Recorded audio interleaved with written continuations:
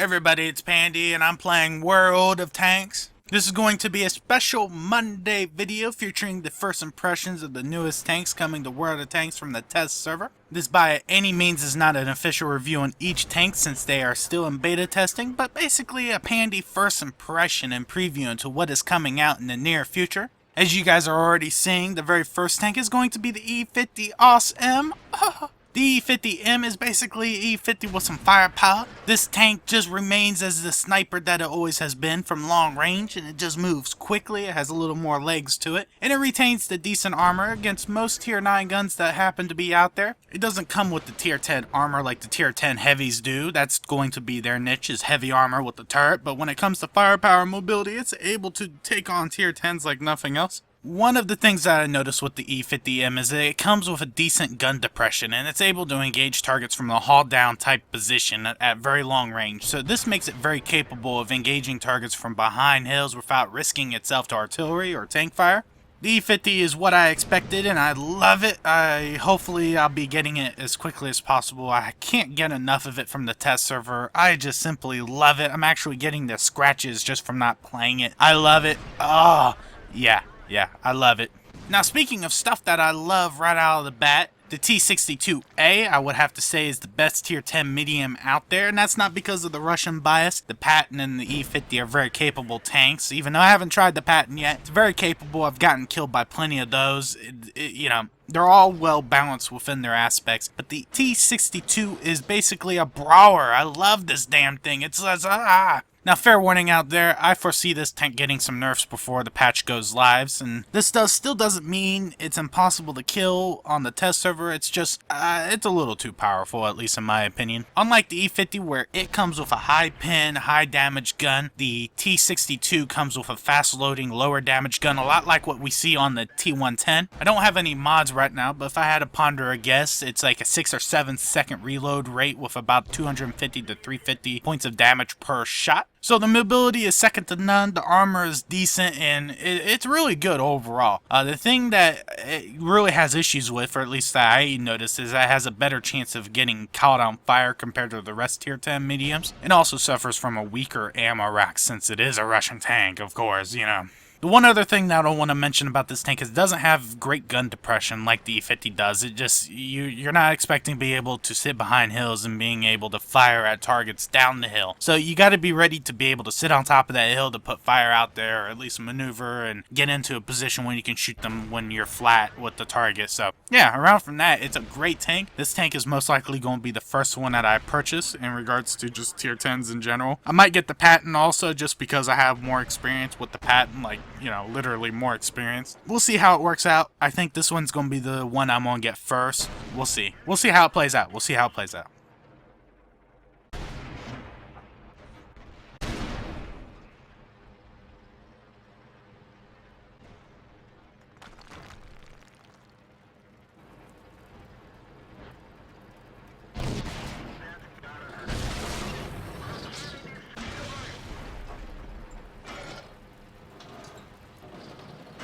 Not much improvement on the bat chat as a tier 10 format. It's actually rather disappointing aspect for this tank, just purely because I expected some kind of decent buff because it is a tier 10. Still has really low hit points. The 105's nice. It only comes with 5-round drum, but it's a nice aspect to that tank. A lot of good burst fire as a medium tank, and it's going to be best utilized as a shock tank. Just being able to get in there, cleaning up, running out, shooting artillery up. But I don't really see much use in it down the road. I don't know. I don't foresee it being useful, minus being in mass as a shock tank, so laying out the hurt for a brief moment before getting wiped out is not really my style, but it works. It's going to be the first tier 10 medium that I'm going to get for free, so, whatever. The next tank that I want to talk about is going to be the Jagdpanther II.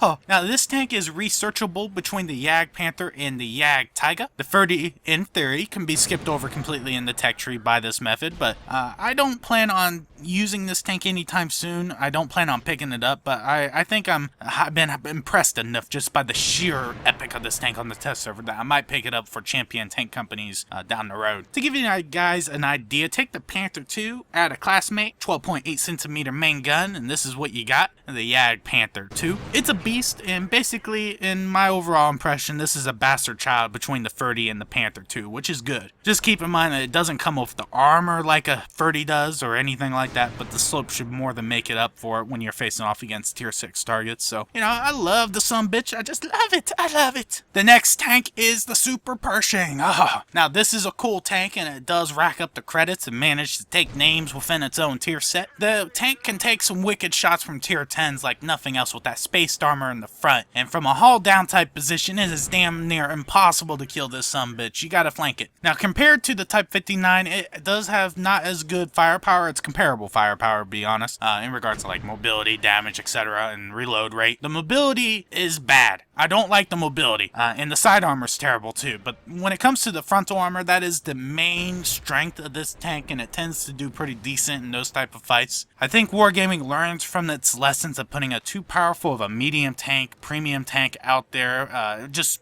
too much insane bitching just about the bitching in the tank and the bitch. So I think the tank is heavily nerfed on purpose to make sure the tank fits in line with the tier 8 premium genre, and also to make sure the mobility is not up there so people don't like... I foresee people complaining about it regardless, but it doesn't matter. The tank is awesome. It does what it does. It makes credits, and that's why it's awesome. It's not good by any comparison to other tier 8s, so we'll see.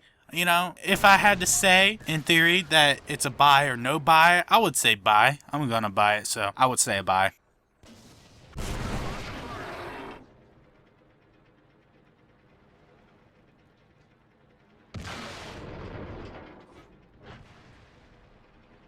Now, last but not least, the most requested tank out there. I didn't really want to do tank destroyers, but I had to because you guys want this thing so bad. Everyone does. It's going to be the Jagdpanzer VI E-100, or at least in short, what I'm nicknaming it, the Stug E-100. The def cannon is a def cannon, and it will fuck someone's world the fuck up. Fucking A. It's just, you just wait. Just wait for it to happen. Just fucking A. Now, the firepower in this beast has the highest possible amount of alpha of any given gun in the game minus artillery. The gun is basically an artillery gun, which is a 17 centimeter juicer. It just, Now, the armor on the tank makes pretty good in comparison to the E-100, mainly because it is E-100. The turret does tend to have some tail signs of weak spots that you can basically shoot from under them, but this thing doesn't have any of those as a classmate, so it tends to ignore those. So if you go haul down, the thing is impossible to pin at range even with gold rounds. The mobility on this tank is extremely low.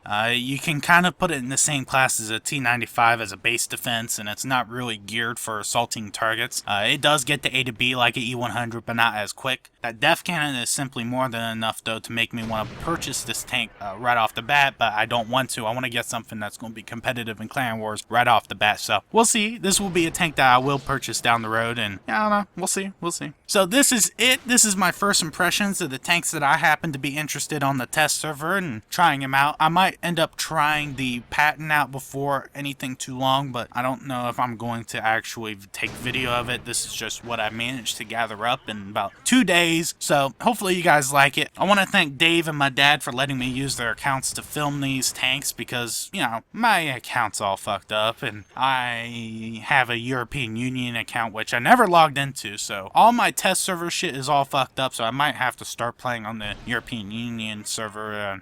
I don't know. I don't know what I'm gonna do about that, but whatever. I'll figure it out. So since this video is in place of a normal video, I'll be giving away some Where Are the Tanks gold. You guys know what's up. It's gonna be 6,500 gold for the North American server, or 2,500 gold to the European Union server. And to win said gold, you must just post a comment down below, maybe about the question of the video, which is, which of the following tier 10 medium or tank destroyers are you gonna get first? I already mentioned that I'm gonna get the T-62A first, or maybe even the patent just because of circumstances. Oh, damn it. I have a good point of fucking words up. Circumstances? Fuck it.